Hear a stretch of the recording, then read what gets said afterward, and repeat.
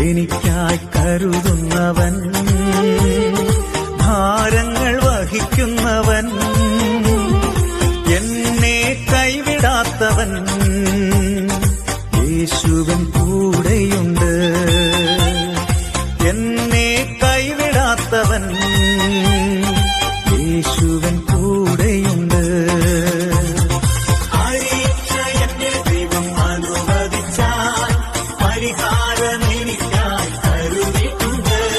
ദൈവവചന ചിന്തകൾ കേൾക്കുന്ന എല്ലാ മാന്യ ശ്രോതാക്കൾക്കും ക്രിസ്തീയ സ്നേഹവന്ദനം.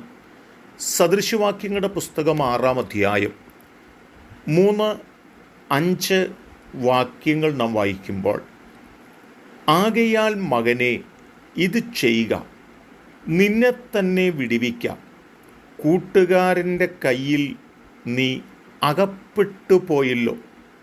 നീ ചെന്ന് താണു വീണ് കൂട്ടുകാരനോട് മുട്ടിച്ചപേക്ഷിക്കാം. മാൻ നായാട്ടുകാരൻ്റെ കയ്യിൽ നിന്നും പക്ഷി വേട്ടക്കാരൻ്റെ കയ്യിൽ നിന്നും എന്ന പോലെ നീ നിന്നെ തന്നെ വിടുവിക്കാം. സ്വയം രക്ഷപ്പെടുവാൻ വേണ്ടി നോക്കുക എന്ന് പറഞ്ഞാൽ, ഏതൊക്കെയോ മണ്ഡലങ്ങൾക്കകത്ത് രക്ഷപ്പെടുവാൻ കഴിയാത്തതായ തലത്തിൽ ഞാനും നിങ്ങളുമൊക്കെ കുടുങ്ങിപ്പോകുന്നു എങ്കിൽ, അതിൽ നിന്ന് രക്ഷ നേടേണ്ടതിന് നാം സ്വയം ചിന്തിക്കുന്നവരും രക്ഷപ്പെടുവാൻ വേണ്ടി പരിശ്രമിക്കുന്നവരുമായി തീരണമെന്ന് നമ്മെ ഓർപ്പിക്കുക തന്നെയാണ്.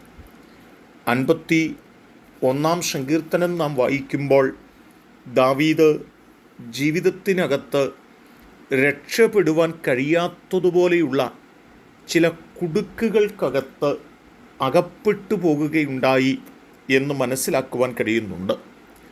രക്ഷപ്പെടുക എന്ന് പറയുന്നത് അസാധ്യമാണെങ്കിൽ പോലും ദൈവത്തിലുള്ള തൻ്റെ ആഴമായ വിശ്വാസവും ആ നിലയിലുള്ള തൻ്റെ പ്രാർത്ഥനയും സ്വയരക്ഷയ്ക്കു വേണ്ടി താൻ തന്നാലാവോളം അധ്വാനിക്കുന്നതിനെക്കുറിച്ച് ആ വാക്യങ്ങളിൽ ഓർമ്മപ്പെടുത്തുന്നുണ്ട്. നിൻ്റെ കരുണയുടെ ബഹുത്വപ്രകാരം എൻ്റെ ലംഘനങ്ങളെ ഒന്ന് മായ്ച്ചു കളയണമേ എന്ന് ദാവീദ് ദൈവത്തോട് പ്രാർത്ഥിക്കുകയാണ്. ഞാൻ അഴുക്ക് പറ്റിയവനായിരിക്കുന്നു, അകൃത്യം എൻ്റെ ജീവിതത്തിനകത്ത് ഭവിച്ചിരിക്കുന്നു, എന്നെ നന്നായി കഴുകണം, എൻ്റെ അകൃത്യം പോക്കിത്തരയണം, എൻ്റെ പാപം നീക്കി എന്നെ ഒന്ന് വെടിപ്പാക്കണം എന്നു തുടങ്ങി ദാവീദ് ദൈവത്തോട് ആഴമായി പ്രാർത്ഥിക്കുന്നത് നമുക്ക് കാണുവാൻ സാധിക്കുന്നുണ്ട്.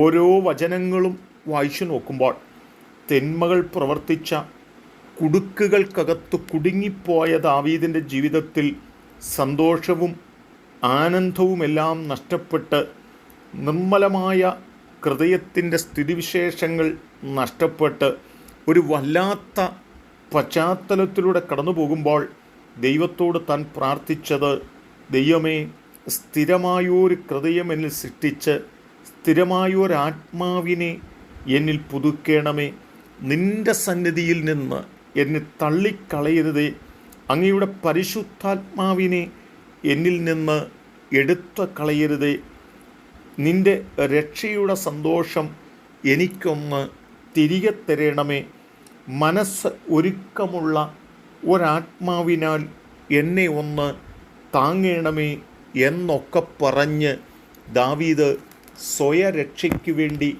ദൈവത്തിൻ്റെ മുൻപിൽ ആഴമായി മുട്ടിപ്പായി അപേക്ഷിക്കുന്നതും പ്രാർത്ഥിക്കുന്നതും നമുക്ക് കാണുവാനായിട്ട് സാധിക്കുകയാണ്.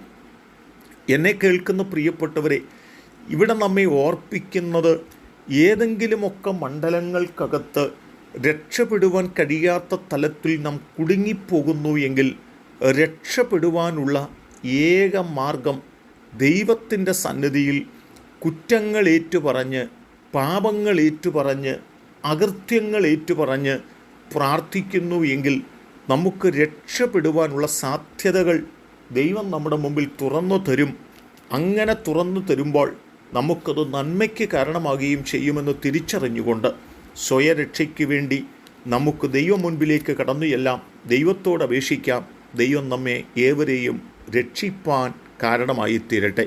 കരുണയുള്ള ദൈവമേ, നല്ല കർത്താവേ, ആ മുടിയൻ പുത്രൻ തെറ്റംഗീകരിച്ച് പിതാവിൻ്റെ അരികിലേക്ക് മടങ്ങി വരാമെന്നും ദൈവത്തോട് കുറ്റങ്ങൾ ഏറ്റുപറയാമെന്നും പറഞ്ഞപ്പോൾ സ്വയം രക്ഷയ്ക്ക് കാരണമായി തീർന്നതുപോലെ ഞങ്ങൾക്കും രക്ഷയ്ക്കുള്ള മാർഗം നൽകിത്തരികയും ഞങ്ങൾ രക്ഷപ്പെടുവാൻ ഞങ്ങളെ പ്രാപ്തരാക്കുകയും ചെയ്യണമേ എന്ന് ഞങ്ങൾ പ്രാർത്ഥിക്കുന്നു. അനുഗ്രഹം കൊണ്ടും നിറയ്ക്കണം. യേശു കർത്താവിൻ നാമത്തിൽ തന്നെ ആമേൻ.